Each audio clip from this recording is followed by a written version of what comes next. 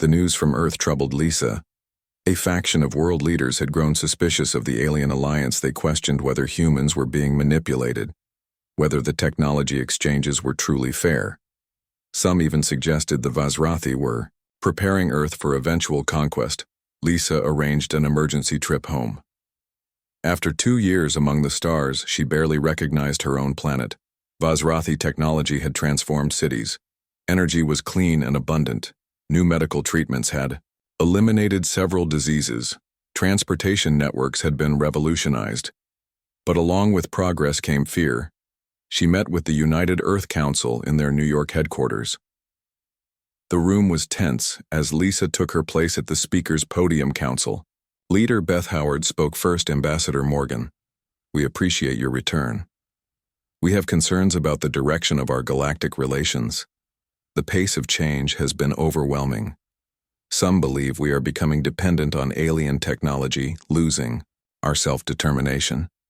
Lisa listened carefully, recognizing the legitimate fears beneath the words.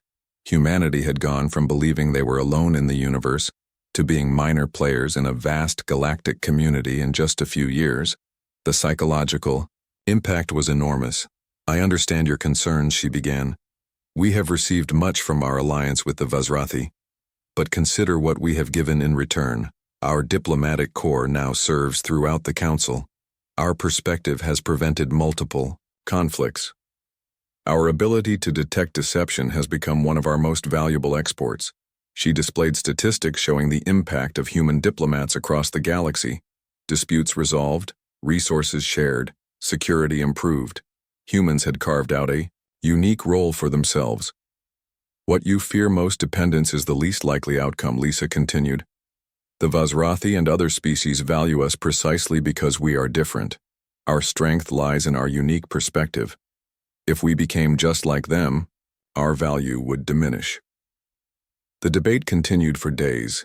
Lisa met with skeptics, listened to their fears, answered their questions.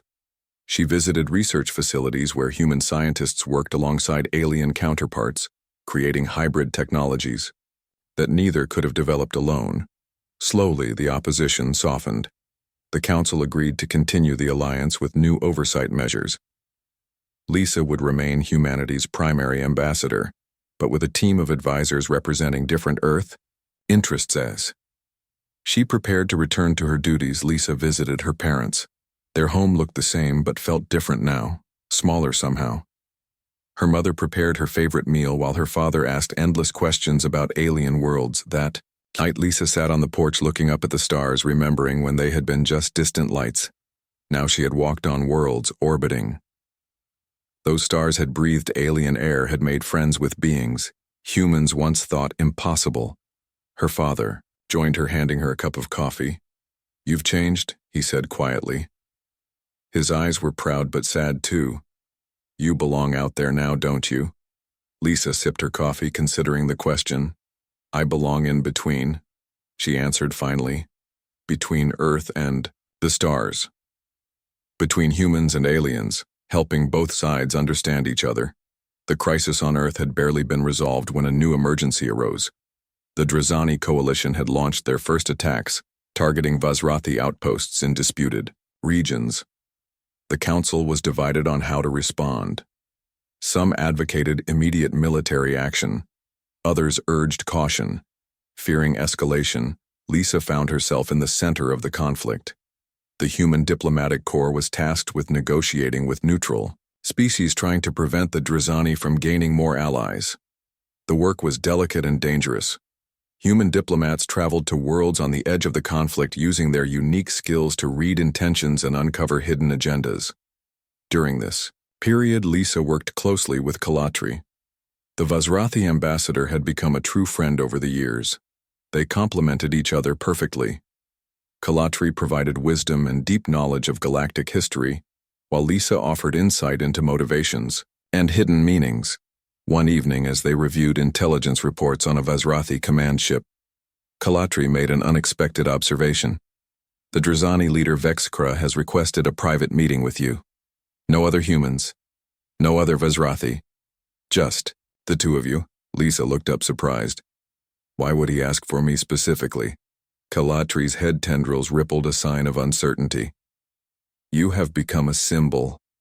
The human who changed the balance of power, the one who first exposed their plans. Perhaps he wishes to take your measure, or perhaps he offers a genuine opportunity for dialogue. The meeting was arranged on a neutral space station. The security protocols were extensive. Lisa underwent multiple scans before being allowed into the conference room. The Drazani leader waited for her. His insectoid form was larger than others of his species. His exoskeleton bore elaborate markings of rank, and his compound eyes gleamed with intelligence. Ambassador Morgan. He began his translator converting. The clicks and hums of his language. I have looked forward to meeting the human who has caused my people so much trouble. Lisa maintained a diplomatic smile, studying his body language, the subtle shifts of his antennae, the positioning of his limbs. The Drazani were harder to read than most species, but she had studied them carefully. I hope we can move beyond trouble toward understanding, she replied. The conversation that followed was careful, both sides probing for information without revealing too much. But as they spoke, Lisa began to sense something unexpected. The Drazani leader was afraid, not of humans, not of the Vazrathi, but of something else. When the topic turned to the recent attacks, Vexkra's antennae twitched in a pattern. Lisa recognized from her studies a sign of stress when discussing an uncomfortable truth. The attacks are necessary, he said. We must secure our position before it arrives, before what arrives. Lisa asked carefully. The Drazani leader's compound eyes fixed on her. Did your Vazrathi friends not tell you? They know about the approaching threat. They have known for centuries. Lisa maintained her composure even as her mind raced. What threat? The conversation shifted dramatically. Vexkra revealed the true reason behind the Drazani coalition's aggressive actions.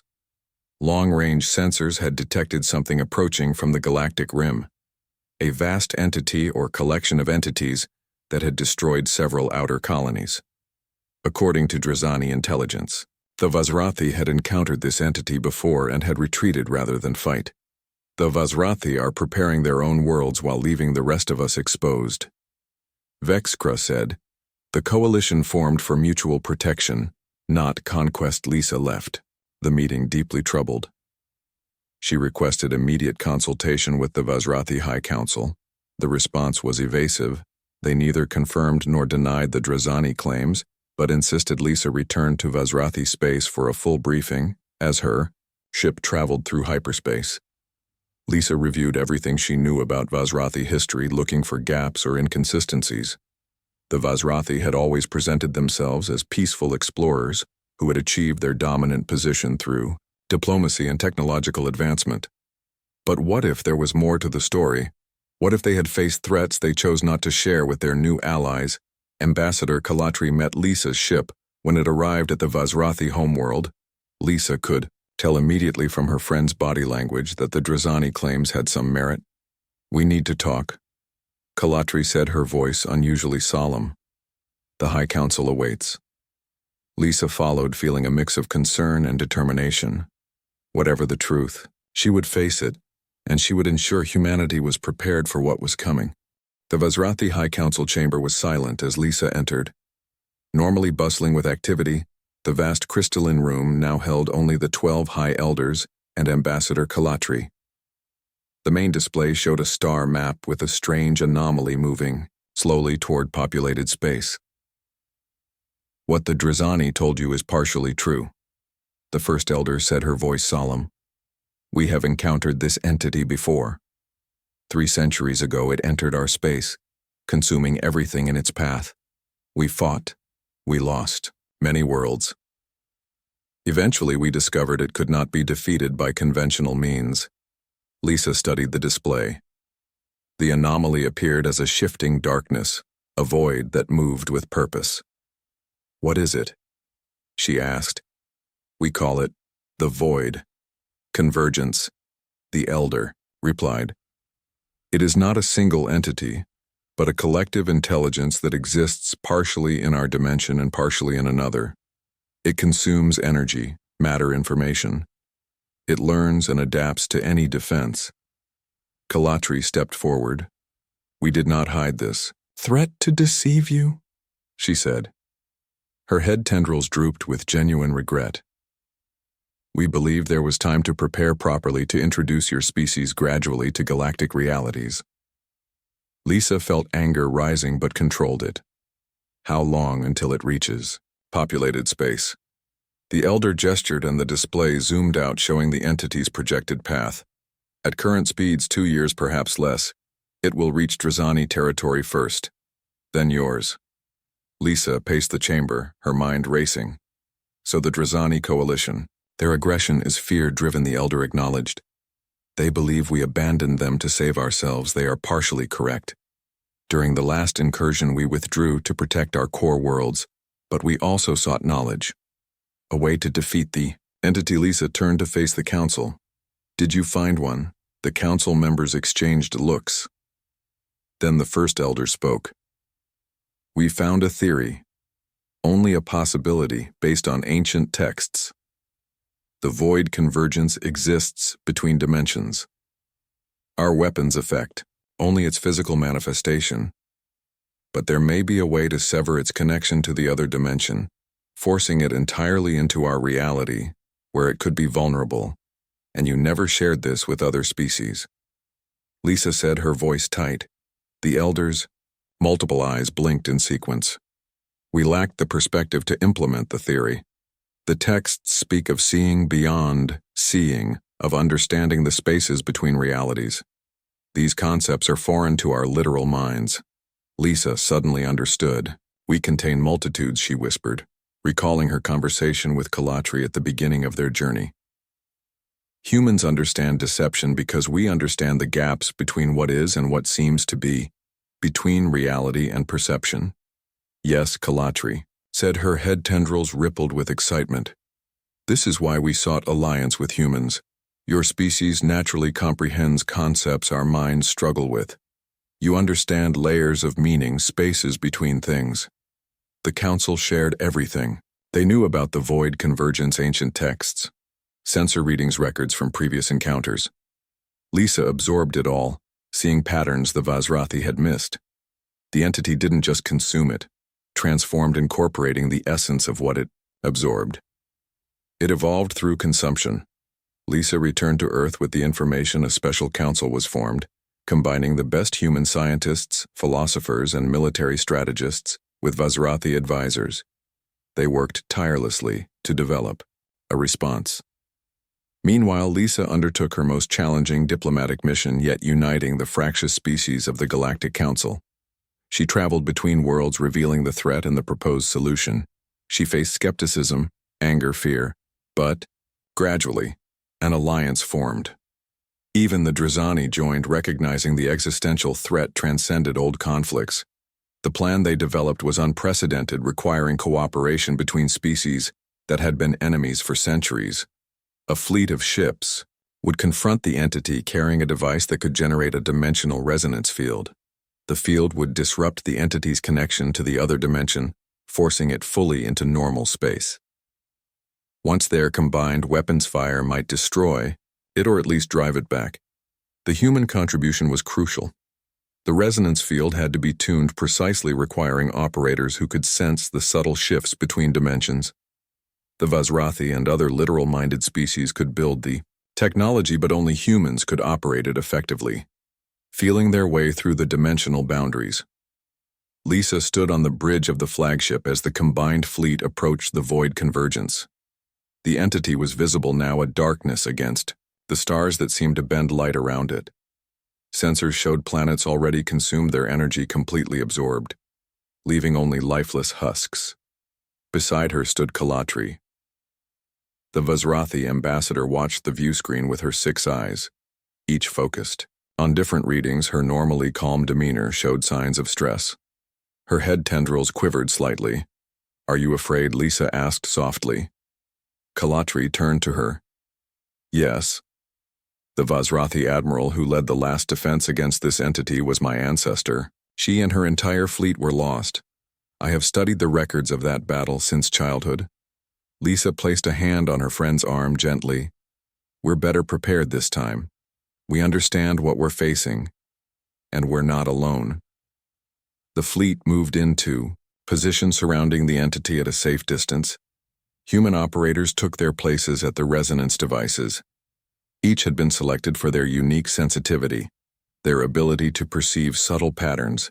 The devices powered up, generating fields that rippled through space. Lisa monitored the operation from the command center. The first attempts failed. The fields weren't properly aligned with the dimensional boundaries. The human operators adjusted following intuition rather than strict readings, feeling their way through the invisible barriers between realities. Hours passed. The entity seemed to sense their presence. It moved toward the fleet tendrils of darkness reaching outward. Ship defenses activated, deflecting the initial probes. But the entity learned quickly, adapting to each defensive measure. We need to coordinate the fields better, Lisa said, studying the pattern of the attacks. They're too scattered. The entity can adapt to individual fields. We need to create a single resonance point. The human operators linked their systems, guided by Lisa's insights. Instead of multiple small fields, they generated a single massive field focused at the entity's center. The effect was immediate. The darkness writhed as if in pain. Ardinan. It seemed to flicker, becoming more solid, more present in normal space. Now Kalatri ordered all weapons fire on the solidified sections. The fleet responded, launching everything they had. Energy weapons, missiles, gravity distortions. The entity absorbed, the first wave seemingly unaffected. But as the resonance field strengthened, more of the entity was pulled fully into normal space, becoming vulnerable. The battle raged for days. The entity fought back, destroying several ships. But the Alliance held. Together they forced more and more of the void convergence into normal space until finally, a critical point was reached. The entity's connection to the other dimension severed completely. It became fully physical and fully vulnerable. The final assault drove the weakened entity into a nearby star. The intense gravity and heat did what weapons could not, tearing the entity apart. Its fragments scattered, then burned away, leaving nothing but normal space behind. In the aftermath of victory, the Alliance faced a new reality. The species of the Galactic Council had fought together against an existential threat. Ancient enemies had cooperated. The boundaries that had defined galactic politics for centuries had been redrawn. Lisa stood with Kalatri on the observation deck of the Vazrathi flagship, watching repair ships tending to damaged vessels. 3 years had passed since she first encountered the Vazrathi, 3 years that had transformed humanity's place in the universe. What happens now? Lisa asked. Kalatri's head tendrils rippled thoughtfully. We rebuild. We remember what we accomplished together. And perhaps, she added, we create something new. A true galactic community, not just a council of suspicious allies. Lisa smiled. That sounds like something worth working toward. They stood watching the stars. Lisa thought about the journey that had brought her here. She had been just a translator with a talent for patterns. Now she represented humanity among the stars. She had helped forge alliances, defeat threats, and change the course of galactic history. But more importantly, she had shown the value of the human perspective, the ability to see between words, to understand layers of meaning, to comprehend the spaces between things. This gift, once used for survival on Earth, had helped save the galaxy, and this was just the beginning. Humanity had taken its first steps into a much larger universe, bringing their unique perspective to the stars. The galaxy would never be the same, and neither would Lisa Morgan, who had once looked up at the stars and wondered what secrets they held. Now she knew, and the knowledge was both wonderful and terrifying, full of danger and possibility, just like humanity itself. The Galactic Council chamber was enormous, with seats for hundreds of different species. The ceiling opened to space, giving a clear view of the neutron star pulsing in the distance. Lisa stood at the central podium, feeling small and vulnerable. The Drazani representative stood opposite her. His insect-like body gleamed with a metallic exoskeleton, and his compound eyes reflected the light in unsettling patterns. The council elder, a gaseous being contained in a floating orb, began the proceedings. The Drazani have brought serious allegations against the humans. We will hear both sides before making our judgment. The Drazani representative spoke first. His translator converted the clicking of his mandibles into smooth speech. Humans are dangerous, he declared. They practice deception as a way of life. Their own history is filled with wars, betrayals, and conquest. Their literature celebrates trickery. They cannot be trusted in galactic society. Images appeared above the chamber, showing human conflicts. Throughout history, Lisa watched with a sinking heart as scenes of war and violence played for all to see. Everything the Drazani said was technically true. Humans did understand deception. They had fought wars. They did write stories about clever tricksters outwitting stronger opponents. When it was Lisa's turn to speak, she took a deep breath and activated her own presentation. She had worked on it throughout the journey to the council station. Honored representatives, Lisa began. I will not deny what the Drazani have shown you, but I ask you to look deeper at the evidence. She gestured and new images appeared. Human doctors treating the sick scientists working together. Families caring for one another. Artists creating beauty. Yes, we understand. Deception, she admitted. But that gives us a unique perspective. We can recognize it in others. She paused, allowing her words to sink in. Then she activated the final part of her presentation. The thing the Drazani fear most, star charts appeared showing. Drazani fleet movements for the past solar cycle. These are the movements of the Drazani fleet, she explained. They show a clear pattern of encirclement around Vazrathi territory, not Earth. The Drazani don't fear humans. They fear a human. Vazrathi alliance. Because together we would recognize their planned invasion. The council chamber erupted in chaos. The Drazani representative hissed with fury, while other species consulted their own intelligence sources. Several confirmed Lisa's assessment. Within moments, emergency protocols activated, and the massive space station's defenses came online. Ambassador Kalatri approached Lisa, while security forces surrounded the Drazani delegation. How did you discover this information? She asked her head tendrils, quivering with emotion. Our own intelligence network failed to see the pattern. Lisa met the aliens' six-eyed gaze. Humans have always had to understand the gap between what is said and what is meant. It makes us suspicious sometimes, but it also makes us valuable allies. We see patterns, others miss. 3 days later, after intense diplomatic negotiations, the Council reached its decision. Earth would receive protected status within galactic society. The Drazani were sanctioned for their planned aggression and forced to withdraw their fleets from Vazrathi. Space Lisa found herself elevated to an official diplomatic position. She was no longer just a translator. She was humanity's first ambassador to the stars.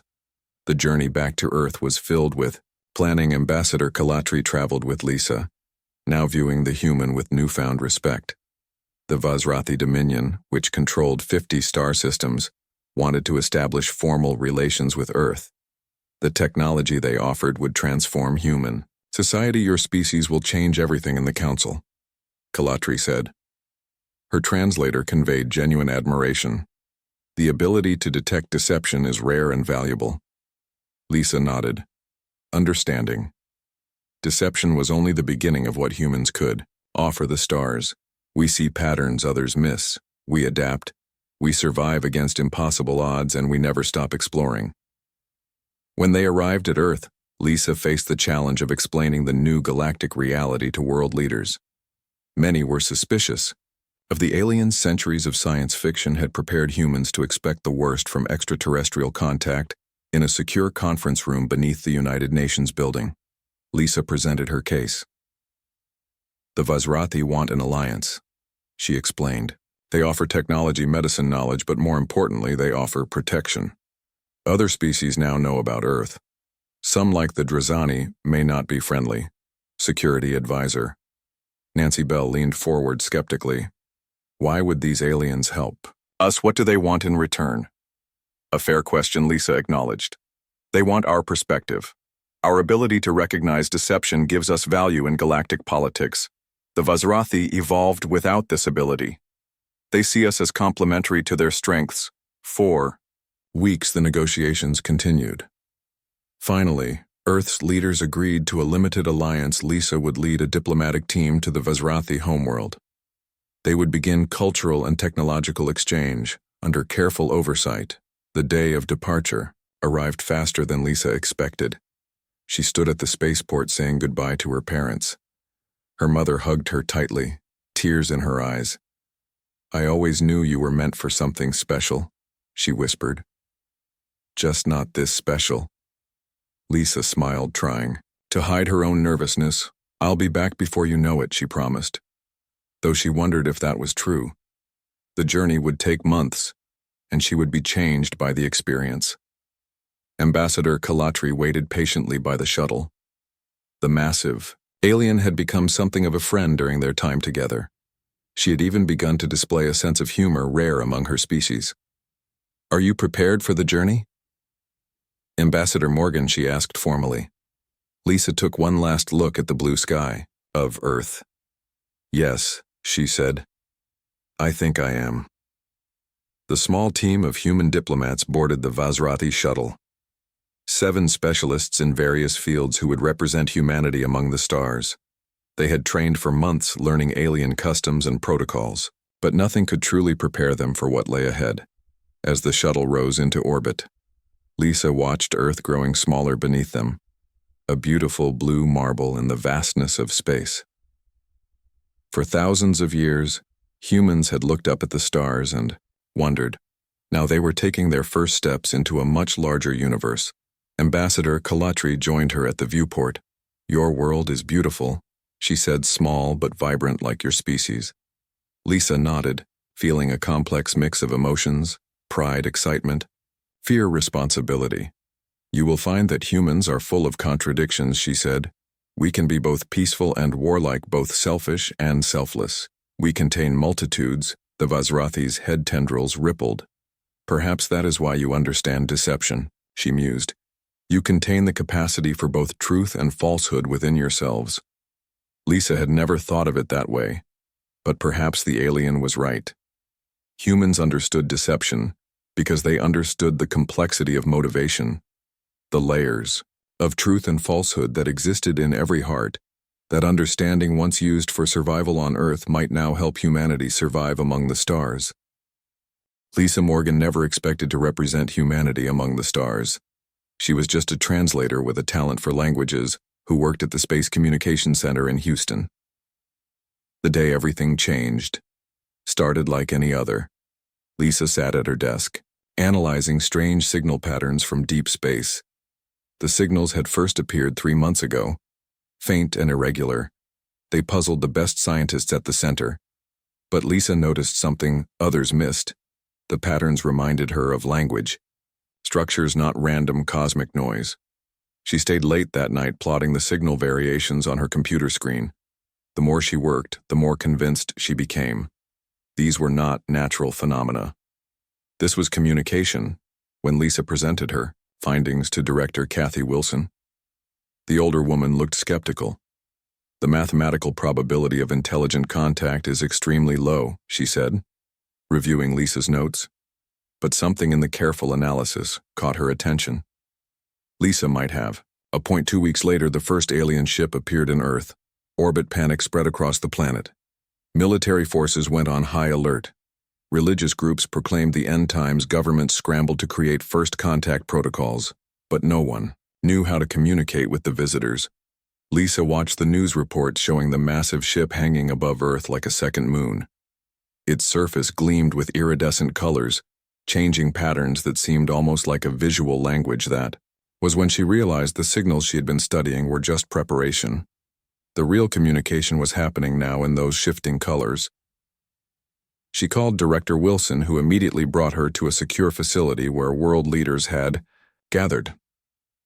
A tall military general named Pam Martinez studied Lisa with doubtful eyes.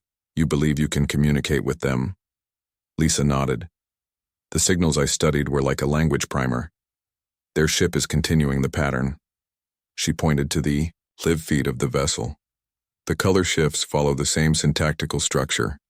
No one else had a better idea, so they let Lisa try. She worked with engineers to create a light panel that could reproduce the color patterns she had identified. Then, she began the slow process of establishing basic communication. 3 days later, the aliens allowed a small delegation to board their ship. Lisa was selected as the primary communicator. Her heart pounded as she entered the alien vessel. Everything inside was smooth and crystalline, with surfaces that shifted and changed like the exterior. The first meeting with the aliens changed everything. They called themselves the Vazrathi, tall, blue-skinned beings with 6 eyes and 4 arms. They moved with surprising grace despite their size. The delegation learned the Vazrathi were representatives of a vast galactic council. They had been observing Earth for decades. For weeks, Lisa worked closely with the alien representatives, learning their language and teaching them about humanity. She discovered something remarkable about the Vazrathi. Their language contained no concept for deception. They could not understand lies. They communicated only in absolutes, which had made them powerful, but also vulnerable. This strange evolutionary quirk fascinated Lisa. The Vazrathi had evolved on a world where all species shared a telepathic link. They never needed to develop deception as a survival strategy. This made their civilization remarkably stable but also naive in certain ways. Soon Lisa became the primary human representative in all communications. The Vazrathi respected her ability to learn their language and seemed comfortable with her. The other human delegates noticed how the aliens responded more positively to her suggestions. 6 months after first contact, Earth received disturbing news. The Vazrathi explained that another alien species called the Drazani had filed a formal complaint with the Galactic Council. The Drazani claimed humans were too dangerous to join galactic society. They demanded Earth be placed under quarantine. Lisa was summoned to the Vazrathi ship to meet with Ambassador Kalatri, the lead representative. A formal hearing would be held at the Galactic Council headquarters. Lisa would represent humanity. Ambassador Kalatri towered over Lisa, her 6 eyes studying the human with clear skepticism. Your species is accused of being deceptive and unpredictable. The Drazani have presented evidence that humans cannot be trusted. Lisa felt the weight of responsibility settling on her shoulders. How could she defend humanity when the very trait that made humans unique, their understanding of deception, might be used against them? The journey to the Galactic Council station took 3 weeks. During that time, Lisa studied everything she could about the Drazani. She learned they were an insectoid species known for their strict hierarchical society and territorial expansion. They had recently lost a disputed star system to the Vazrathi. That was when Lisa began to see the pattern. The Drazani weren't concerned about humans. They wanted to block Earth from forming an alliance with the Vazrathi. This was about galactic politics, not human nature. The massive council station orbited a neutron star. Its sprawling structure housed representatives from over 200 species. Lisa had never felt smaller or more alone as she prepared for the hearing that would determine humanity's fate. Ambassador Kalatri met with Lisa the night before the proceedings. The Vazrathi seemed troubled by something. The Drazani evidence is compelling, she admitted. But I find your species fascinating. Your ability to understand multiple perspectives is unusual. Lisa took a deep breath, gathering her courage. I believe the Drazani have ulterior motives, she said. They don't fear humans. They fear a human. Vazrathi alliance. The ambassador's head tendrils flared with surprise. What makes you believe this? Because, Lisa said, the Drazani understand what your people do not. That sometimes the truth lies beneath the surface. The Vazrathi homeworld took Lisa's breath away. 3 moons orbited the massive planet, and rings of crystalline debris sparkled in the light of a golden sun. Cities spread across the surface like glittering web structures that seemed to grow organically. From the landscape, vast oceans of purple water covered most of the planet, with scattered continents supporting the alien civilization. The human delegation was welcomed with an elaborate ceremony. Lisa stood beside Ambassador Kalatri as the Vazrathi High Council greeted them. The aliens towered over the humans, their blue skin shifting with subtle patterns that expressed emotions their translators couldn't fully capture. This is a historic moment, the High Elder said. Her 6 eyes blinked in sequence, showing respect according to the cultural briefings Lisa had studied. For the first time, humans walk among us as allies. The first weeks on the alien world were overwhelming. Lisa and her team struggled to adapt to the different gravity, the longer days, the strange food. The Vazrathi were patient guides showing the humans their technology, their art, their way of life. Lisa was particularly fascinated by their crystal libraries, vast repositories of knowledge stored in living crystalline structures that responded to touch. But diplomatic work soon took priority. The Drazani had been temporarily contained, but other challenges emerged. Some species on the council remained suspicious of humans. Others saw opportunity in the new alliance power dynamics that had been stable for centuries were shifting. Lisa found herself mediating disputes she barely understood. One morning she sat in a conference chamber with representatives from 3 different species. None of them were Vazrathi. These aliens had requested a human perspective specifically. The dispute involved trade routes and resource rights, standard diplomatic fare. Lisa listened carefully as each side presented their case, but something felt wrong. The representative spoke with perfect politeness, but Lisa sensed tension beneath the surface. Subtle body language clues contradicted the friendly words. During a recess, she approached Ambassador Kalatri. "I think something else is happening here," she said quietly. "These negotiations feel like a distraction." The Vazrathi's head tendrils quivered with interest. "What do you sense?" Lisa hesitated, trying to articulate her feeling. "The Meraxians keep referencing their mining operations on the outer moons. But whenever the topic arises, the Jexidian representative touches that communication device on his wrist. I think they're using these talks to cover something else." Kalatri studied Lisa with her multiple eyes. "This ability to sense hidden meanings continues to surprise me," she admitted. "Your suggestion warrants investigation." They discovered the truth that evening. Vazrathi security forces intercepted communications revealing a smuggling operation. The Meraxians and Jexidians were using diplomatic cover to move restricted technology through Vazrathi space. The timely discovery prevented a serious breach of galactic law. Word of Lisa's intuition spread quickly. Soon, other species began requesting human advisors for their own diplomatic missions. Earth found itself in an unexpected position of influence. The humans' ability to detect deception and read subtle emotional cues made them valuable throughout the council. 6 months into her stay on the Vazrathi homeworld, Lisa received a surprising invitation. The council was forming a special diplomatic corps to handle sensitive negotiations. They wanted humans to lead it. "This is unprecedented," Kalatri explained as they walked through a crystal garden where geometric plants grew in perfect symmetry. "No species so new to the council has ever been given such responsibility." Lisa watched the alien plants shifting to follow the light. Just like Earth plants, she thought, finding comfort in the similarity. "Different form, same function. We haven't earned their trust yet," she said. "The council is using us because we're useful. That's not the same as respect." The Vazrathi's head tendrils rippled, acknowledging the point. "True. But it is a beginning. An opportunity to prove your value beyond detecting deception." Lisa accepted the new position. She selected a small team of humans who had shown particular aptitude for cross-species communication. Their first assignment was a dispute between mining colonies on a distant moon. Both sides claimed the other was violating territorial agreements. The team arrived to find tension near breaking point. The colony leaders barely spoke to each other. Years of misunderstandings had created deep mistrust. Lisa spent days listening to both sides, mapping the conflict beyond the official complaints. On the 5th day, she gathered everyone together. "We've been focusing on the wrong problem," she announced. "The territorial dispute is a symptom, not the cause." She displayed maps showing water distribution across the moon. Both colonies depend on the same aquifer, but neither understood how their operations affected the other. By shifting the conversation from territory to shared resources, Lisa's team brokered an agreement. Neither side had been intentionally harming the other.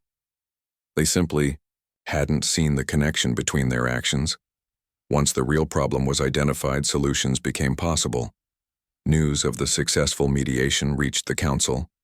Earth's status rose further. More assignments followed. Each successful resolution built humanity's reputation. Lisa found herself traveling between star systems, living on strange worlds, meeting species with physiologies and cultures she could barely comprehend. But everywhere she went, she found the same thing beneath the alien: differences, desires, fears, needs. These fundamentals crossed the boundaries of species. 1 year after arriving on the Vazrathi homeworld, Lisa returned for a council meeting.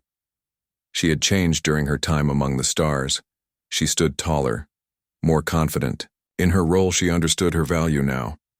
The council chamber was packed with representatives from dozens of species. The High Elder called the meeting to order. "Honored delegates, we face a growing threat," she announced. "The Drazani have formed a coalition with 4 other species. They are calling for a new order in the galaxy, one that excludes newer species, including humans." Lisa felt a chill. Despite all their diplomatic successes, humans were still vulnerable in the galactic community. Earth had received technology and protection from the Vazrathi Alliance, but remained centuries behind the advanced species. Ambassador Kalatri spoke next, presenting evidence of Drazani movements. Their coalition was building forces along disputed borders. Diplomatic channels had gone silent in several sectors. All signs pointed to preparation for conflict. When Lisa was invited to speak, she approached the central podium calmly. The gathered aliens watched with various expressions, some supportive, others hostile, many simply curious. "The Drazani coalition fears change," she began. "They see humans and our alliance with the Vazrathi as a threat to the established order." She paused, looking around the chamber. "And perhaps we are. We bring a different perspective. We question assumptions. We see patterns where others see only chaos." She activated a display showing intelligence gathered by human diplomats across various systems. This information came from 100 small observations, things said and unsaid, behaviors that didn't match words, patterns of movement that revealed intentions. Together, they formed a clear picture. The Drazani weren't just planning border skirmishes. They were preparing for full-scale war. The evidence was compelling, even skeptical. Council members could not dismiss it. As the meeting concluded, the High Elder approached Lisa. "Your species continues to surprise us," she said. "We believed we were helping you, but perhaps you are helping us more." Lisa smiled. "This is just the beginning," she replied. "Humans have barely started to explore what we can offer the stars."